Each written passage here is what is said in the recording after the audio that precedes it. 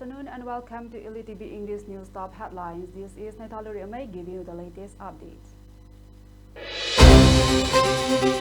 In commemorations of the upcoming International Day for Biological Diversity, the Ukru Forest Division, in collaborations with the Biological Diversity, the Ukru Forest Divisions, in collaborations with the Environmental Force at the grassroots level, successfully conducted a comprehensive 3-day bird census program at the scenic landscape of the Sirui and the Pangray. The extensive field exercise saw active participations from enthusiastic students of the Department of Zoology, Penticue College, Ukru Bridging, academic learning, and practical conservations engaging directly with the region's rich avian diversity.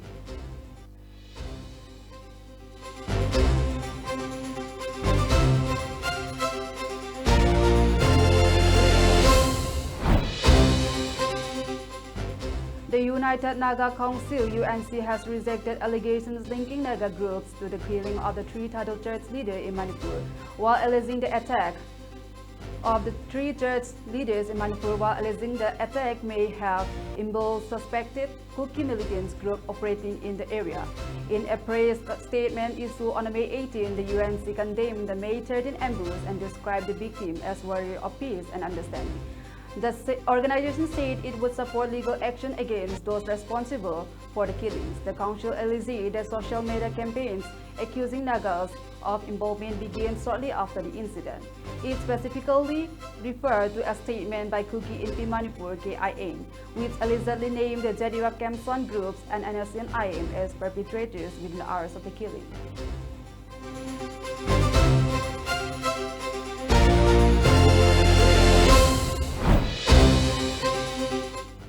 Security forces and central forces conducted a series of the counterinsurgency operations across multiple districts of Manipur on May 17 and 18, leading to the arrest of the 6 active cadres associated with different banned insurgent outfits. On May 18, central forces arrested 3 cadres of the People's Liberation Army (PLA) from a stretch between border Pillars 77 and 79 under More Police Station in Naithao district.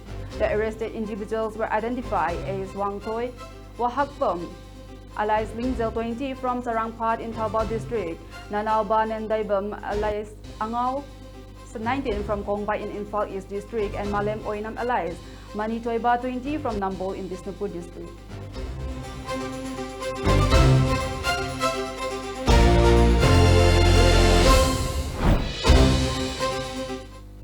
Security forces intensify operations to rescue as the hostage crisis in Manipur entered its 6 days on Monday. Whereabouts of the 6 Liangmai Naga men allegedly held hostage by suspected armed Kuki groups in the aftermath of the killing of the 3 church leaders on May 13 in Kangpopi district remain untraceable.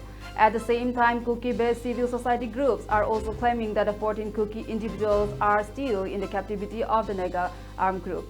Joint teams of the state police and security forces have been conducting operations to rescue the missing persons, particularly the 6 Naga men, in the last few days.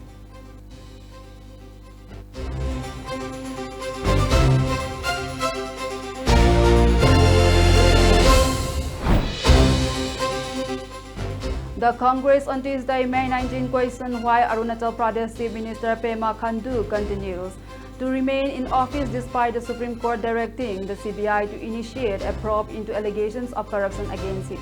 Congress General Secretary Jairam Ramesh, in a post on X, termed the situation a gross trespass of the Supreme Court order and asked why the Chief Minister had not been asked to step down. Ramesh referred to the April 6 order of the Apex Court directing the Central Bureau of Investigation to begin a preliminary inquiry into allegations that contracts worth Rs 1,270 crore were awarded over a decade to farm allegedly owned by or linked to members of the Khandu's family.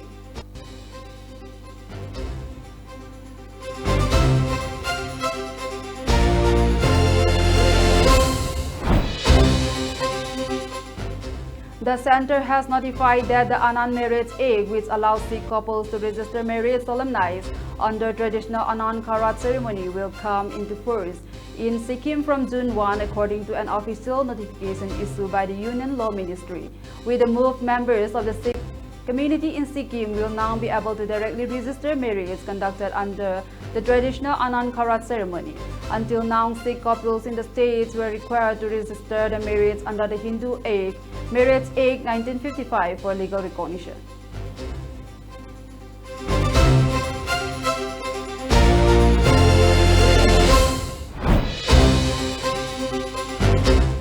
The Ministry of Home Affairs (MHA) has notified amendments to the Citizenship Rule 2009 introducing new provisions related to passport disclosure for applicants linked to Pakistan, Afghanistan and Bangladesh. According to a notification issued on May 18, the revised rule titled the Citizenship Amendment Rule 2026 came into force immediately after their publication in the official Gazette. The notification stated that the amendments were made under the power conferred by Section 18 of the Citizenship Act 1955.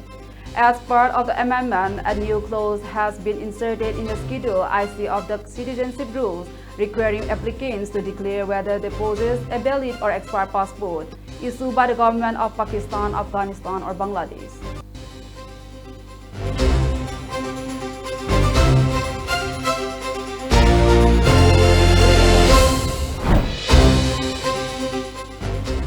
The Supreme Court has refused to modify its November 2025 order directing the removal of stray dogs from public institutions such as hospitals, school, colleges, bus stations, and railway stations. In its latest direction, the Apex Court instructed all states and union territories to take necessary steps to strengthen and implement the framework rules formulated by the Animal Welfare Board of India for the management of the stray animals. The court directed states to ensure the establishment of at least one fully functional animal birth control (ABC) center in every district. It further observed that considering the population density in different district, authorities must take additional steps to expand the number and capacity of the ABC center wherever required.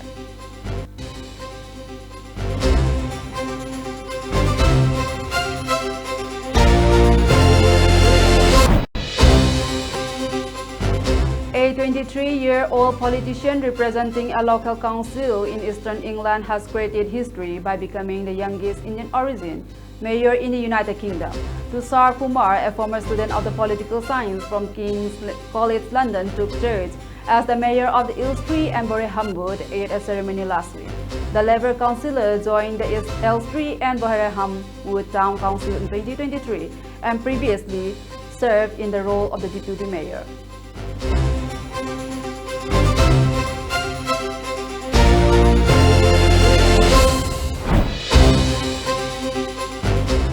China has agreed to ramp up trade for U.S. agricultural products such as beef and poultry, buying at an annualized rate of USD 17 billion per year for 2026 and at the level for 2027 and 2028, the White House announced Sunday.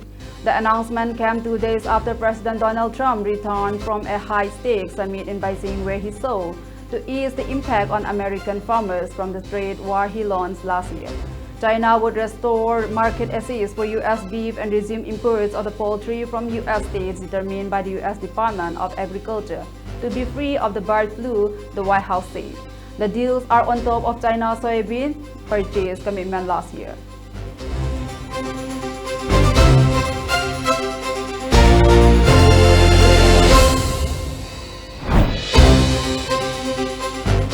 Russia targeted 8 regions of the Ukraine in its latest nighttime drone and missile barrage, Ukrainian President Volodymyr Zelensky said Monday, with local authorities reporting that the strike wounded more than 24 civilians, including 3 children. Russian forces fired 524 attack drones and 22 ballistic and cruise missiles. Zelensky said the city on Dnipro and the surrounding central regions of the Ukraine bore the brunt of the attack, officials said. The barrage continued a recent spiral of the long-range strikes that had grown in scale following a May 9/11 ceasefire that U.S. President Donald Trump said he asked Zelensky and Russian President Vladimir Putin to observe, but which had little impact. There is no sign that a peace deal is taking shape despite U.S. diplomatic efforts to end Russia's invasion.